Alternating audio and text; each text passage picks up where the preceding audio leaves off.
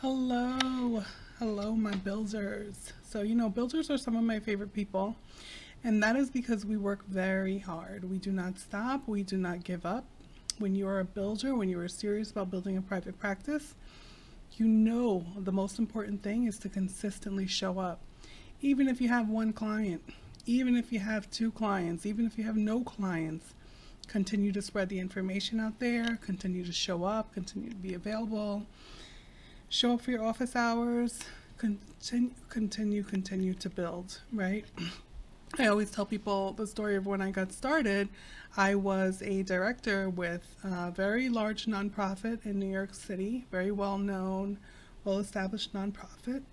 And, I realized I wasn't focusing on my dream, right, which was to work with my population and my community and to be able to really be part of Black and Brown healing. So I started my practice. And when I started it, again, I was a director. I had a full-time plus job, so 40 plus hours every week. And I took the time on Saturdays in my basement and I set up a little office. I threw up some sheetrock. I had some sheetrock put up. Didn't do it myself, although I wish I could do that. And, I had my office and I started with a goal of having 6 hours on Saturday, so 6 clients, right? In addition to my regular job.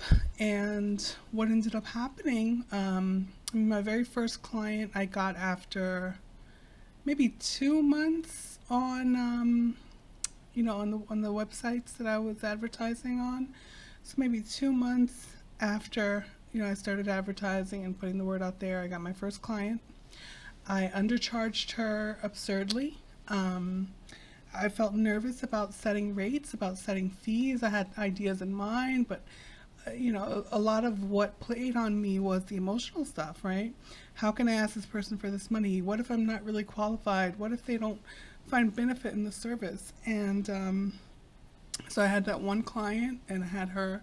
She was my only client for a bit, and that's how I got started. So when you think about, and I'll fast forward, so now, right, my group practice, we have over 1,000 client sessions per month, literally over 1,000 or about 1,000. Some months it's over, some months it's just slightly under 1,000 client sessions per month. So builders, don't give up. You got this. Just keep at it.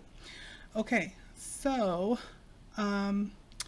one of the things that a lot of people have asked me about that I do want to talk about is sliding scale. So with sliding scale, and for, sliding scale basically means you're going to charge a rate based on what the client can afford, or you decide ahead of time, these are your rates, and if a client can afford your higher rate, they'll be charged your lower rate, right? So I definitely, I do sliding scale. I don't think it's something that people have to do. It's your decision, right? But what are the things to think about? So the first thing you want to do is think about, who do you want to work with, right? Who is your ideal client? You want to have that person pictured in your mind. What are their demographics? What are their issues or diagnosis? What are some of the presenting problems that come along with this person? And then you want to ask yourself, what do you want to earn, right? And also, what can this like person in your mind afford, right? Some people prefer to work with working class clients or clients who have lower incomes. Some people prefer to work with higher income clients. I think working with any client is a great thing. So whoever you want to work with, you decide that, and then you think about what you want to earn. So when you're thinking about that, you can do this a couple of ways, right? You have this figure in your mind of what you want to earn, right? So let's say you want to earn $10,000 a month, right? And you know that one of these client groups that you really, really, really want to work with is going to be families dealing with poverty and generational trauma, right? Let's say that really speaks to you and your heart and what you want to do. And you know that they're not going to be able to afford much, if anything. So what you do, well, what I would recommend is you think about your earnings and you think about like, okay, so I'm really passionate about working with this group that is, doesn't have necessarily the means to be able to pay the full price for my service. So I'm going to allow in my 25 clients per week, I'm going to make space for, 5 of these clients. So I'm going to put, what is that, 20%?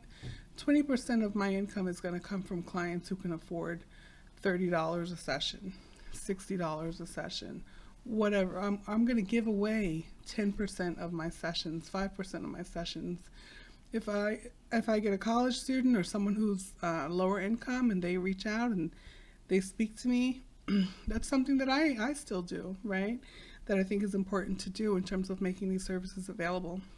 So you decide your numbers, you decide affordability and like what's actually what people are able to afford in that client group that you want to serve, and you go from there.